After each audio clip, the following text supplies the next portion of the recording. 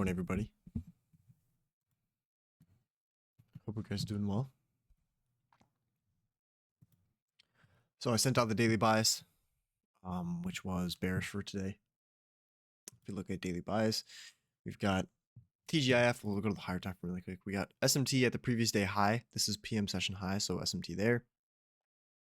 We have TGIF of the range, which is 20 to 30% of the weekly candle, pointing down towards 21.013, which lines up roughly around this 1 hour bisi.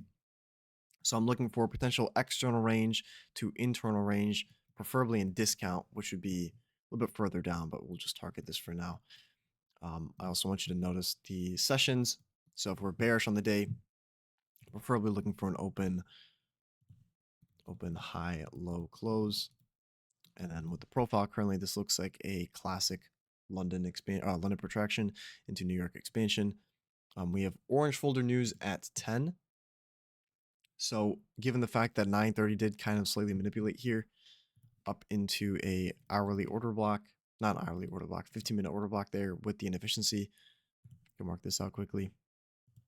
I'd be anticipating that 10 a.m. would want to expand. So we also have SMT at the London session highs here.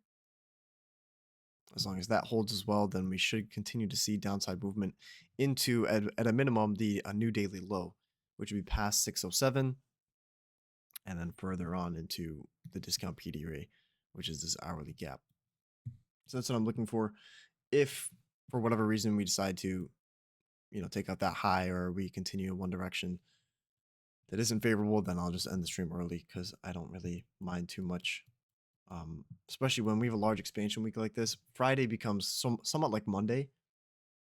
Just like how Monday can be the weekly accumulation, Friday can have the same sort of function if Thursday already met its drawn liquidity. And most times the days you want to be, or the weeks you want to be trading Friday, is when we have a midweek reversal or a consolidation reversal profile, not when we have a classic expansion. When we have a classic expansion, typically you'll see something like this where we come back into the range. I'm not saying it's impossible to trade. It's just a little bit more difficult because we won't be expanding necessarily. We maybe just be reaching into a fair value gap inside the range, going from external to internal, and that's always a little bit messy. But then you also we're going to be basically just accumulating out the end of the weekly range, right? So if we have an open low high close on the weekly, we're kind of in this retracement leg to consolidation to cap off the weekly range. So this is basically where we are in the weekly candle. This is last final wick, and that's normally why TGIF range is a typical target for the large expansion weeks. So whenever you have that kind of classic Tuesday low or Monday low, and we're expanding all the way into Thursday, and Thursday creates the higher low of the week, that's when you want to draw the TGIF range out and then measure that. It's not going to work as much when you have a Thursday reversal or a Wednesday reversal, because those kind of days, Friday is likely to expand rather than come back into the range, if that makes sense. So like if we have a Wednesday reversal, then Tuesday and Monday may be just kind of slow. It's building the weekly wick, and then on Wednesday we may reverse. It's very unlikely that Thursday is going to come back into there, right? It's likely that Thursday is going to expand and create the upper portion of that open low and then the wick. So anyways, I want to see how we hold these potential discount or premium raise. We have an order block here, tiny inefficiency there. Like I said, if you come up and sweep this, it wouldn't be optimal given we are in macro time right now. But the 5-minute order flow is still bullish. So we just came down and touched this bullish order block, and this inefficiency, we filled it completely. So I'm still watching that.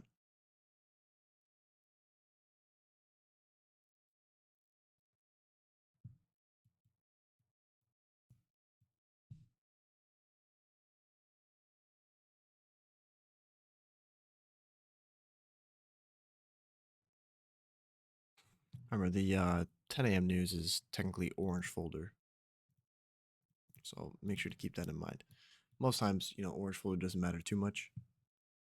It's still good to just check your economic calendar and mark those out if they are present. So we have this. I'm going to delete this really quickly. So we have this 5 minute or 1 minute inefficiency there. That is kind of the last line of defense, this order block and the inefficiency. So if we start to close above it, then you'd expect that we're going to sweep this and then go for London.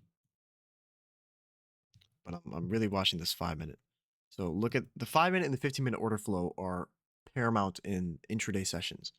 So if you don't have one of those two charts pulled up, it's going to be really difficult to trade, especially if you're looking for some sort of a change in order flow. So a change in the state of delivery on the 5 minute is normally really, really impactful for the direction of the rest of the session. So if I see something like a 5 minute SSD or a 5 minute inversion gap that's traded through and it's clear, that to me is going to indicate that we're likely now we've already put in the higher low of the session and we're likely to expand into a new time of day. So that's what I'm looking for on the 5. Using something like the 1 minute, there's so much data points, it's sometimes difficult to trust which one is the true SSD or which one is the inversion gap we're going to use. And I'm sure you've been there before where it's just there's a lot of information, so it's difficult to see and pick which one is correct. That's why SMT is going to be helpful in determining like what time we're likely to reverse, right? Where if we're waiting for the SMT, then that's going to tell you, okay, that this is now tipping its hand and pointing you to a time of day where it's likely now to reverse. And then we're relying on time of day for entries and time of day for exits as well is going to be helpful. But if you pull up the 15-minute chart right here, just came up and manipulated into this wick. So this is a bearish order block here, paired with the inefficiency.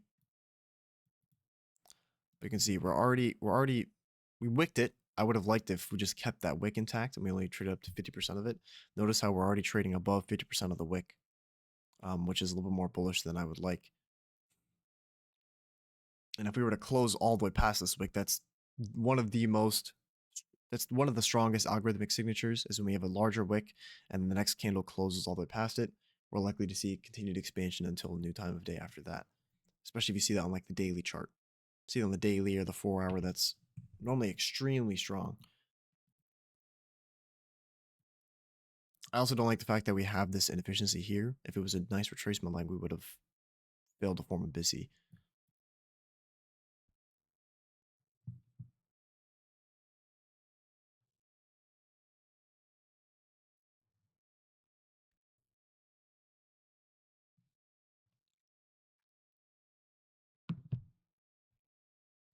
ES looks like it's still wanting to move up there. We just about to reach previous day high. We just ran up previous day high on ES. I'm going to watch how we form the wick.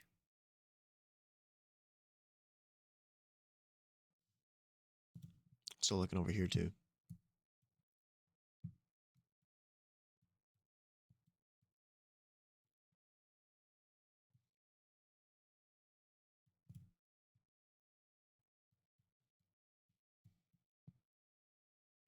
And we need to see some sort of secondary displacement.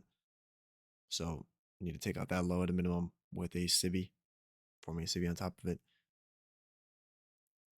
That's like the least we could do. We still have this inefficiency, which, like I said, I don't like to see this form. Whenever we have a clean retracement leg, a lot of times there's going to be a very, very minimal amount of inefficiencies forming on the opposite leg. So if we have a bearish move down, this retracement leg back up into that inefficiency is going to be high resistance. So there's going to be a lot of high resistance building that low resistance sell side.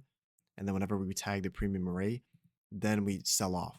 What you don't want to see is something like this, where you have a drop down with displacement. That's good. But then this kind of energetic run back up into the range where there's not a lot of low resistance building below here. And instead there's an inefficiency, which is going to create high resistance to try and get through it. And then we're going to sell off. So it's those tiny things like that. You can kind of see the order flow is suboptimal. And the usefulness of that is that if you have multiple one of those that are stacking up, like, okay, the retracement leg here isn't clear, the 5-minute order flow, we're holding this bullish order block and this inefficiency, all things that are tipping its hand to you that is maybe more bullish, then you can either consider flipping bias or you just step away from the charts entirely. Because when you get to know what are the high probability signatures, like what does it do on a high probability day, meaning the price action is clean and my drawn liquidity is clean, it's very easy to just be patient and wait for the execution, because once you've seen it enough, you know, okay, there's going to be a fair value gap, there's going to be an entry, there's going to be a take profit. It's just going to work out for me. The little fluctuations that make you uneasy, or details like this range here, this to me either shows my drawn liquidity is incorrect, or it's just going to be a difficult day, because it's not going to be on a clean day. It's not going to form something like this. And that's also the way you can obviously tell the difference between retracements versus reversals. Reversals will have displacement, retracements typically don't. Now we do have the news at 10, but like I said, so if 9:30 is the manipulation, and that's the first volatility injection, we're looking at a classic London protraction into New York expansion, into London close, low of day.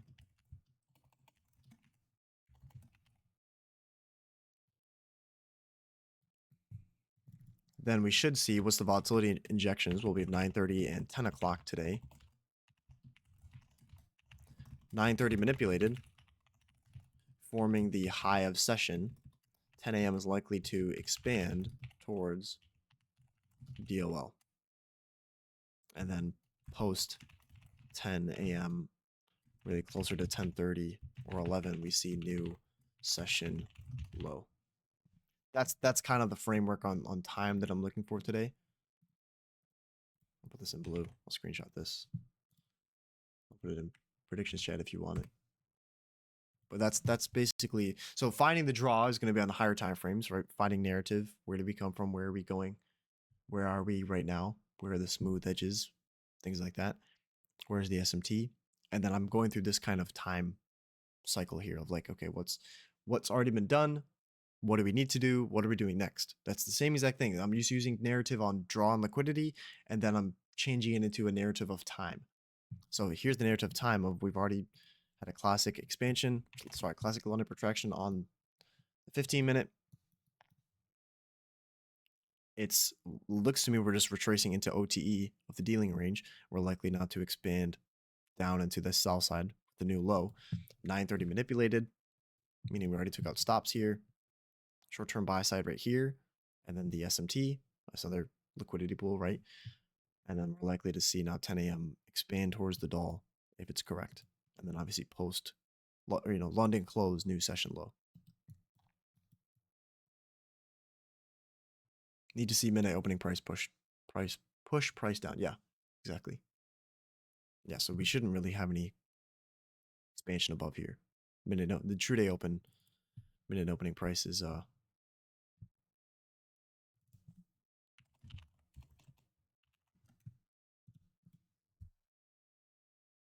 it should be pretty strong, right? Because that's that open high.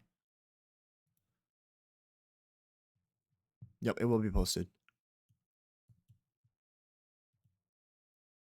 So there's your news. You can see just a slight, kind of the volatility that came in there.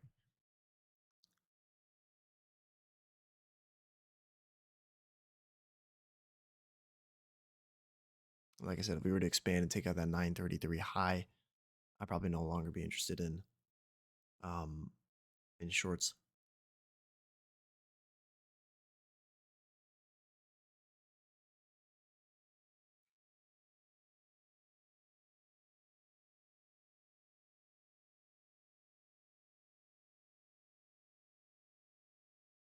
Getting close to it.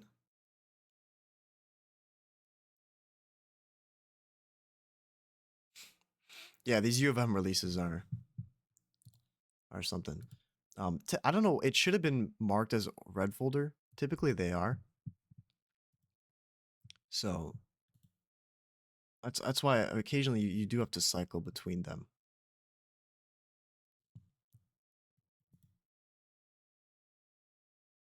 Oh, is it revised U of M? Oh, let me double check.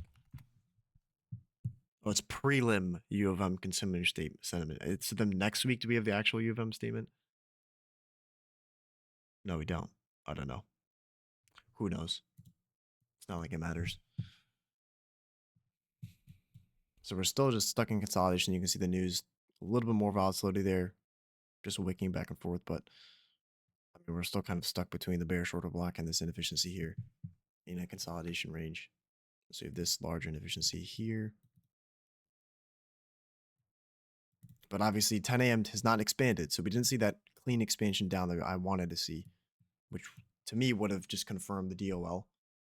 Like if we had just sold off instantly from the news and obviously took out that low, that to me is an instant telltale sign. Okay, I'm right. This kind of meandering around still is just the same thing as this macro time. You can see the whole macro time we're just consolidating. And it might have just been one last push up for ES to create the high of day at 10. And then maybe we're going to reverse now. But I mean, just look at the daily profile on ES. It's still funky. You've got consolidation during London, a drop down at 7, continued expansion up during New York. It almost looks like a New York reversal on ES, but the time of day that we formed the low was at 6. So we're still, that's still the wrong time of day to put the low in. That's why I'm confused.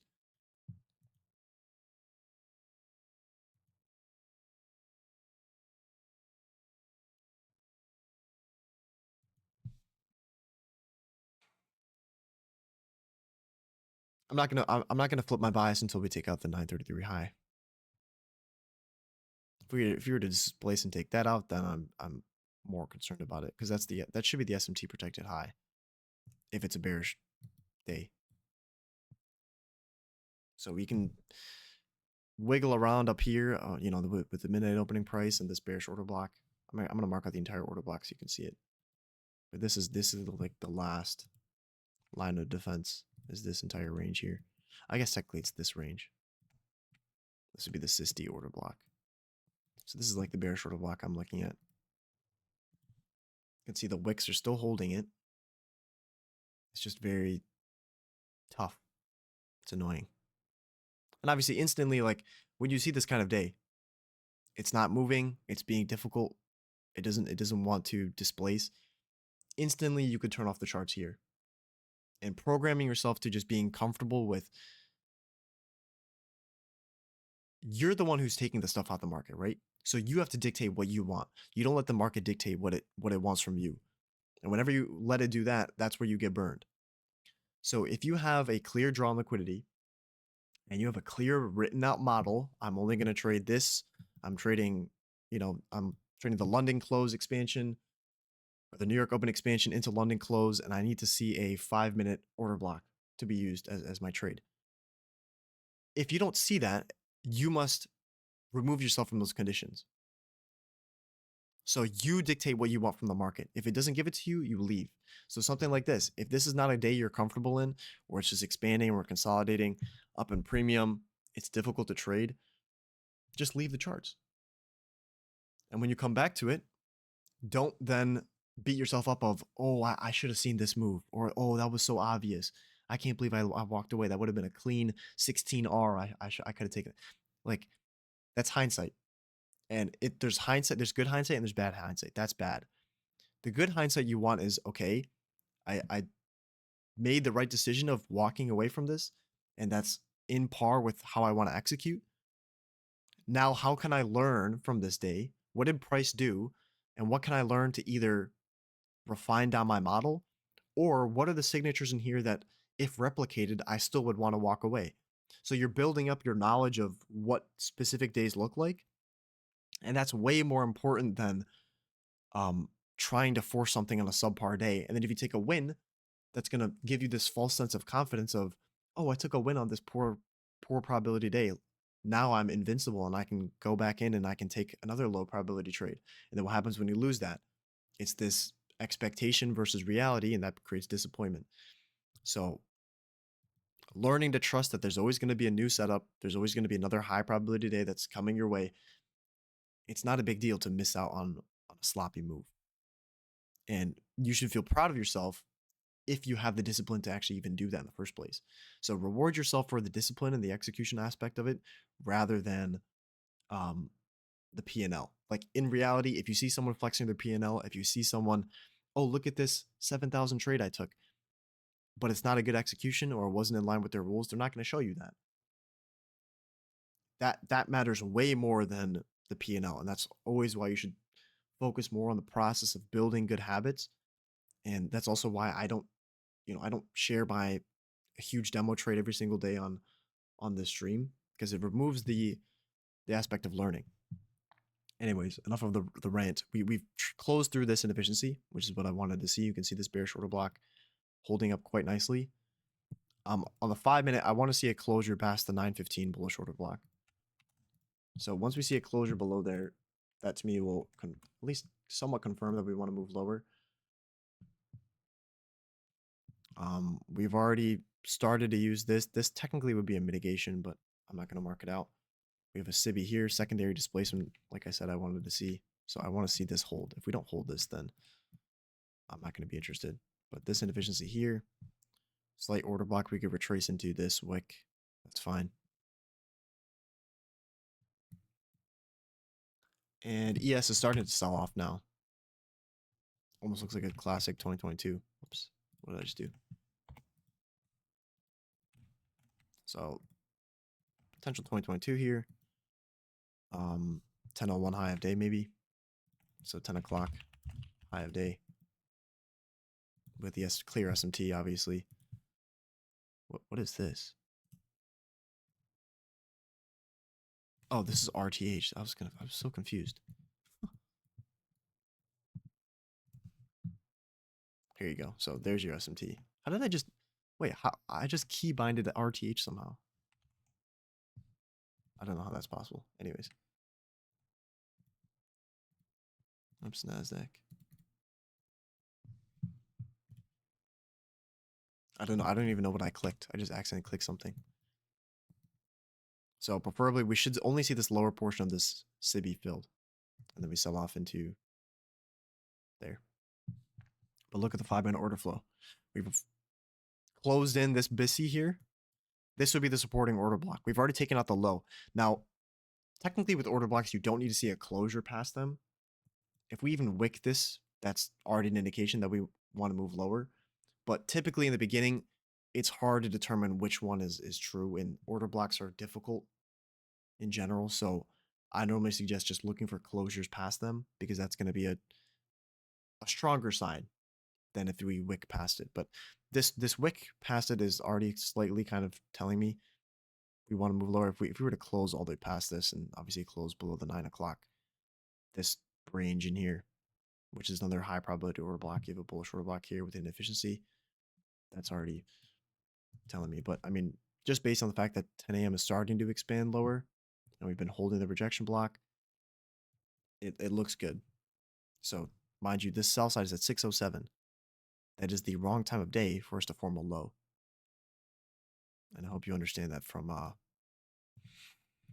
watching the time video. What if we soup it? Yeah, if we had still had souped this, I would have been interested realistically, unless there was another SMT.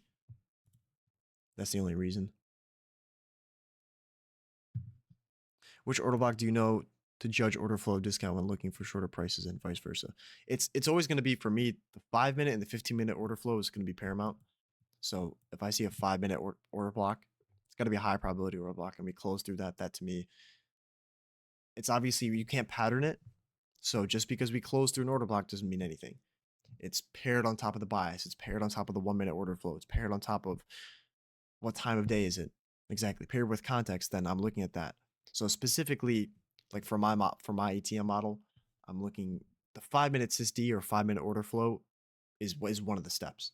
So I can't skip out on that. There's got to be some sort of 5-minute order flow. Either we need a SysD, or if the order flow is already pointing bullish, then we got to just keep holding that.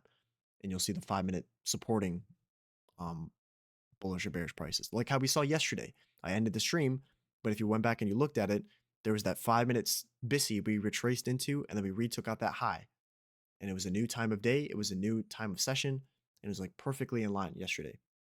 So go back in and study yesterday's price action, because that's a clear example of, I'm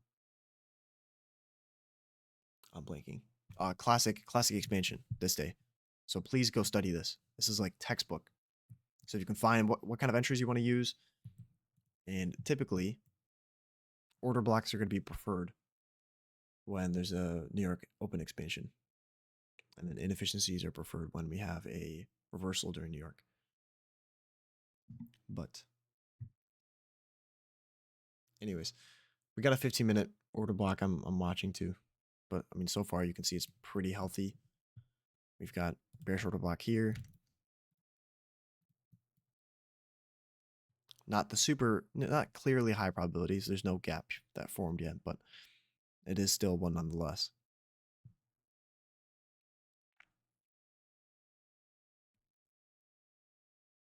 So I would expect this. To me looks like a classic.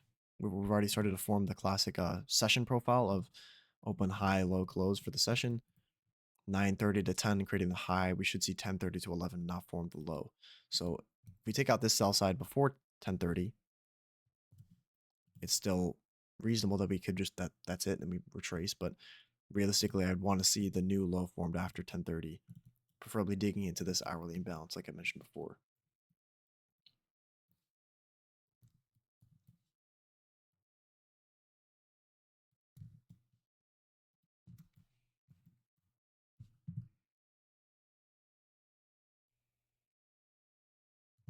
I'm going to mark this gap out really quickly. So this is 5-minute bisi. Notice how we are closing, but look how we're closing slightly outside of it. We're closing on the discount end of it. It's already a pretty deep discount PD array, but notice how we're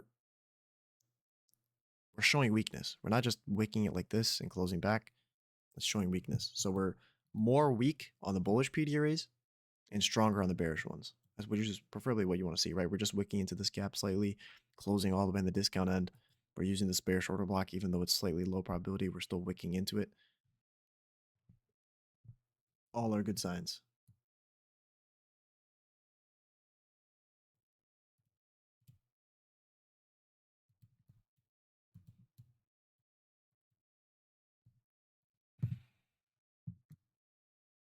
Now, you could take a fib measurement. Yeah, it's already lining up with this, so I'm not going to worry about it. It's not a clear fib measurement anyways.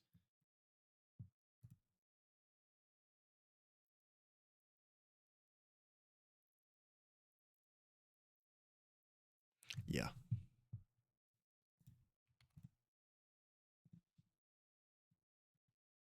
Here's the fib template if you want it. You screenshot this.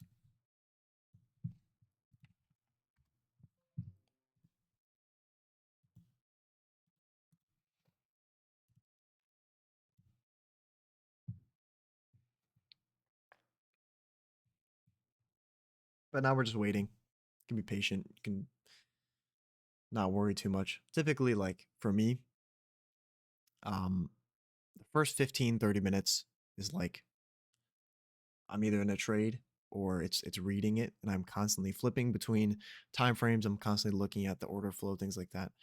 Like at this point, exactly, we're just waiting on time of day to deliver. So at this point, it's likely that it's not going to reverse, and if it does, I'm very, very comfortable with being wrong at this point, because given the order flow, given how we're holding price, given the SMT, all those things in line, we're not just waiting for it to deliver. Like, so I'm not worried about it. I'm just, the only thing I'm really checking on, and what you have to program yourself to look at, is just focus in the beginning of just look at the right side of the curve. So if this is the smart money reversal up here, this is the SMR. The only thing you need to be worried about is anything on the right side of the curve originally. So over here. So look at the PD arrays that are forming. Look at preferably just inefficiencies is all you have to worry about. Just looking at the inefficiencies, then you can look at order blocks, then you can look at things like breakers and mitigation. All those things are great. The only ones you really need is just inefficiencies. I would say order blocks are helpful too. But then when you get more comfortable, then you can start looking at the buy side of the curve, in this case, over here, because all of those levels that were used originally, so the gaps, those are all going to be used as inversion levels. So the inefficiencies that were used, the breakers that were used, the order blocks that were used, all those are going to have some sort of role in the right side of the curve, right? Because if I were to extend out this gap here, notice how we used it originally. We did close below it, but look how now if I extend this out, it's paired up with this gap, and you can see the candles are still closing below mean consequent encroachment of this inversion gap. So it's not necessary.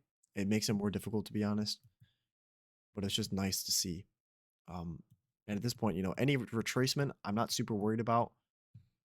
It doesn't really matter to me. We can retrace up into this gap. I'd be fine with that, as long as we're still continuously holding the PD array. So we have a gap here on the 5-minute 2 with this mitigation block. That to me should be pretty strong. So I wouldn't even want it to trade up into this and take this high out. Like best case scenario, we actually leave this untouched. Because we have, if you look at the 5-minute here, we have this 5-minute gap, the sibi, and we also have this high, low, failed high or high. This would be a mitigation block, which is one of the strongest PD arrays. If actually it is the strongest PD array, if your drawn liquidity is correct. So the open to the wick is going to be the strongest area, and when paired with an inefficiency, that's probably one of the strongest ones. So you can see in here, when paired with a gap, that's preferably, we don't want to see it even take out this high. Does the London reversal need to happen between 2 to 5 a.m. kill zone or any time from midnight to 7 a.m.? The London reversal needs to happen between 2 to 5. If we reverse at 7 to 10, then that would be a New York reversal. But like for if you're looking for today's example, like this, I wouldn't count this as a London reversal. 6 a.m. is blatantly outside of the kill zone. Also notice the 15-minute order flow. We're still kind of holding this bullish order block here. We did close below mean threshold, but it's still not clean, super clean. 12 to 2. Oh, I do care about 12 to 2. That's correct. This to me is a classic signature. If you go back and you study, I think it's core content month 10. This is when we have a manipulation right at midnight and then it kind of vaults lower, this is a indication that it's a classic London protraction. That's why I was pretty confident in the draw today, but the hourly is not super clear. There's not really a 1 hour PD array we're manipulating into. But anyways, so notice how we're tracing deeper into this. I don't already like that. We got this bearish order block here. They show the price lower. Oops.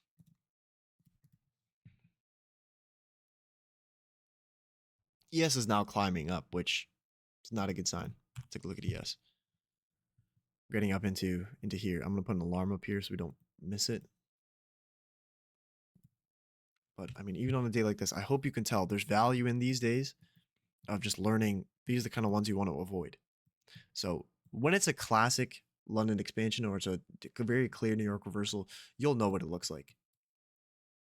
If you go back and you study it, even if you just study from today, go back until the beginning of October on the 15-minute chart, because I think everyone, if you have the free version, even if you have the one of the paid versions, you should have access to at least a month's worth of 15-minute data. So just go back and screenshot every single one of those, and then go on Notion, create a calendar, and post all of them. And look at, okay, here are the days, classify them all. Look at the textbook examples of the London higher to low of the day, and then the New York higher low of the day. And you study those, you're like, okay, here's its clear manipulation on the hourly. Here's what it's doing. Those days are normally pretty obvious, especially when you do the hard work of actually finding the bias, first of all. And then, oh yeah, as well, you could use FX replay, right? So you could use that as well and just kind of study it. But even if you don't want to use live data, I think if you were to just use old data to study, it's still beneficial. So there's always something you can learn, either by yourself on that day or in the market, or on how to improve. Not every day you need to improve on. It's good to mention that. There's going to be some days where you have a model and it's a clear execution and you take a loss. Don't feel like instantly you have to go back in and you have to fix something with your model because it's broken. Or if you take 2 losses in a row and they were good trades, that does not mean your model's broken, you're missing something. Don't go back into the shiny object syndrome and try and find something that's not there. A lot of the times it's just unlucky variance and there's not much you can do about it. Um, that's about it though. Method man.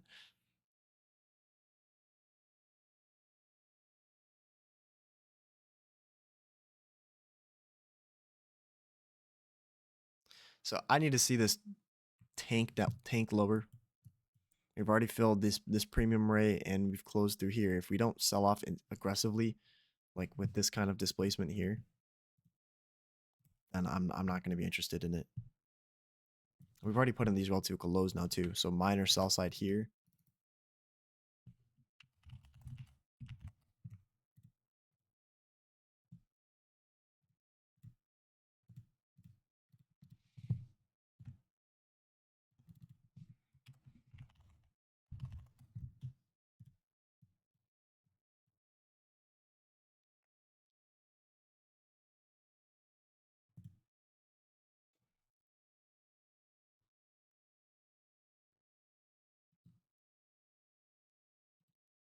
So look how the low probability order block here was traded through.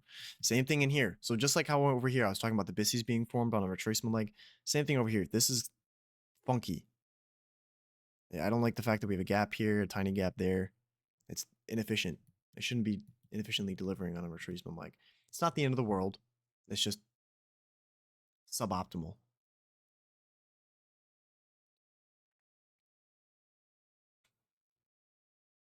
So breakers and mitigations, the way you mark them out is the same way you mark out regular order blocks. So the order block anatomy is a little bit more difficult than the fair value gap, but on a very clean order block, I'm trying to find a good one.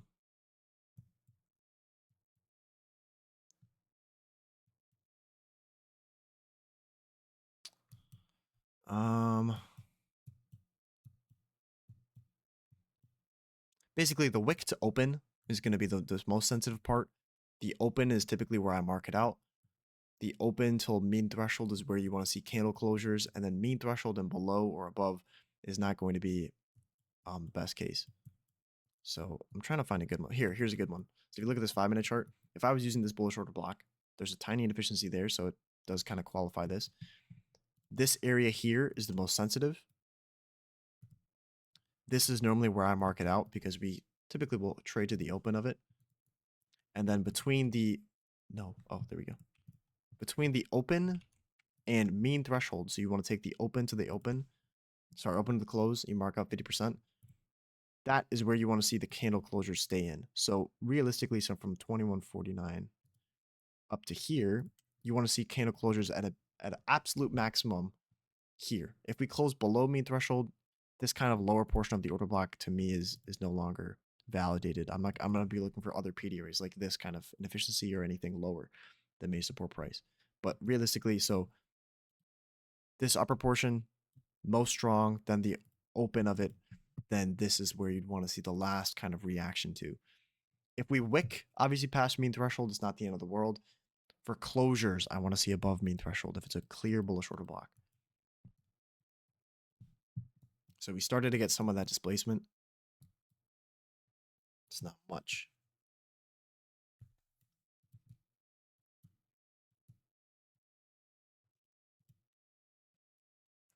But that's why, obviously, that's why I don't like to say, or I don't teach in the beginning order blocks. I think I have one video on order blocks because I think for new people, it's not something you should focus on too much. It's a very, very useful PD array when you understand it.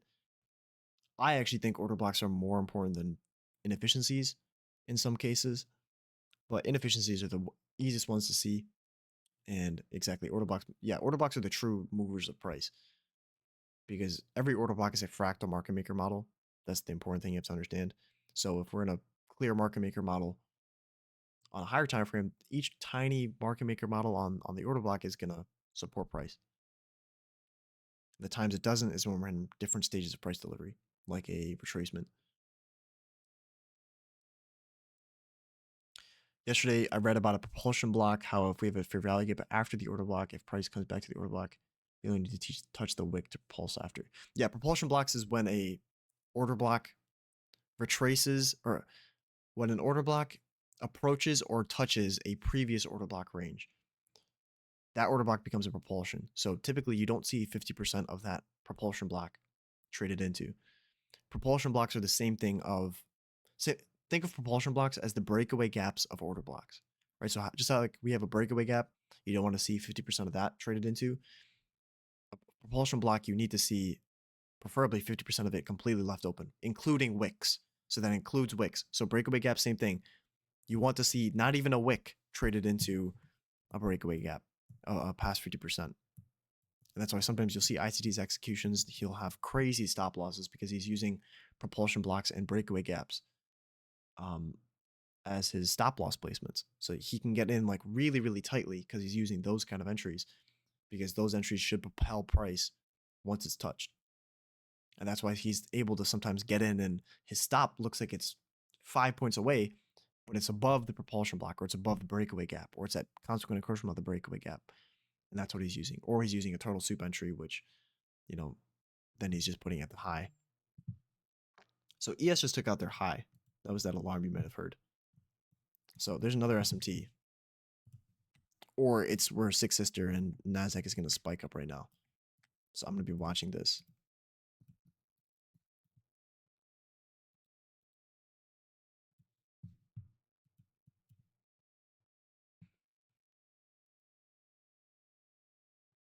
But it already looks like we're just consolidating within the range. This is what we were expecting on Friday.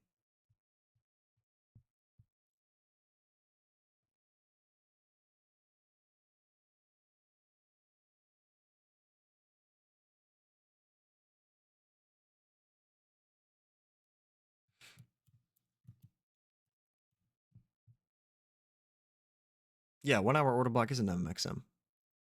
15-minute order block is an MXM. Everything is.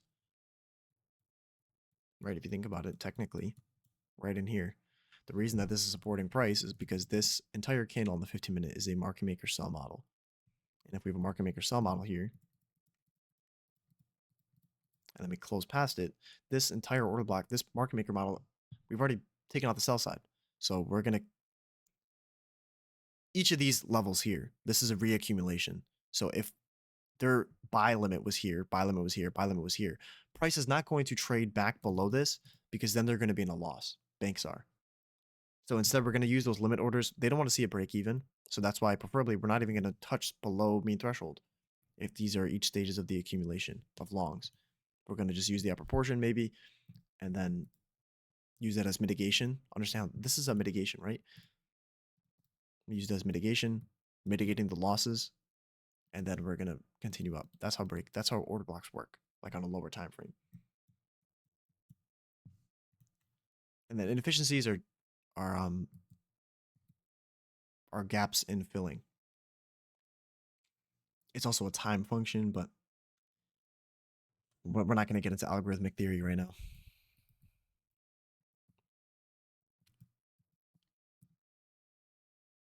So look how we're stalling out in this lower portion. I don't like the fact that we're not getting speed. It's taking too long. We're also at 10:30.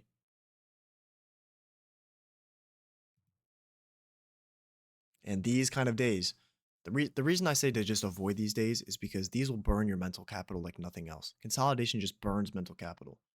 Think about it. If you're in a position and you have to wait 3 times as long for it to hit TP or stop loss, what is that going to do to you? It's just wearing away your patience. And when you wear away your patience and your discipline, that's when you can make poor decisions. So these days are literally programmed to take away profits from the week, because not that in the sense of it's going to reverse, but in the sense of it's going to consolidate, and that's just going to build liquidity for the next day where it's likely to run.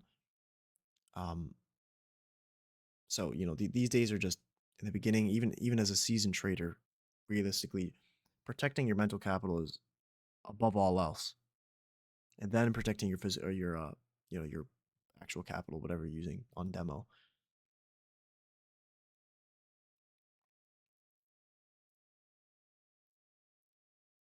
The fibs I just use a standard premium to discount, and then this target one. That's it. That's all you need. Realistically, you could, I guess, technically just use this because it's already 50% labeled. So look how we came back and we touched this bullish order block, and we're starting to hold it, and we're about to take out that swing high. That to me is not nice for bearish price action. We've already traded up into 50% of this, which I said I wouldn't like to do, given the 5-minute order flow. So to me, it's already showing signs of strength. So I'm going to type that up in predictions.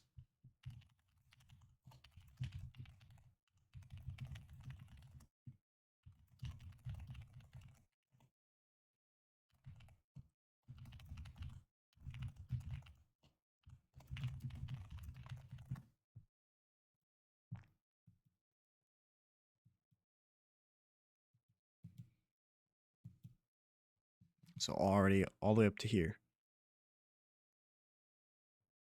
And I'm sure you know what a market maker sell model looks like at this point. You know, we're going to get that clean expansion, traces up a little bit, and then another nice sell-off. This kind of lethargic holding bullish order box coming all the way up into here, that's not preferred. And then look at ES too. ES is blasting off. So we have SMT there, but I don't really think that's...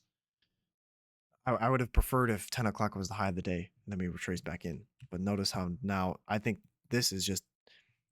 NASDAQ is going to continue to pump up and basically reach where ES is, and then we're going to cap off the range maybe in PM session.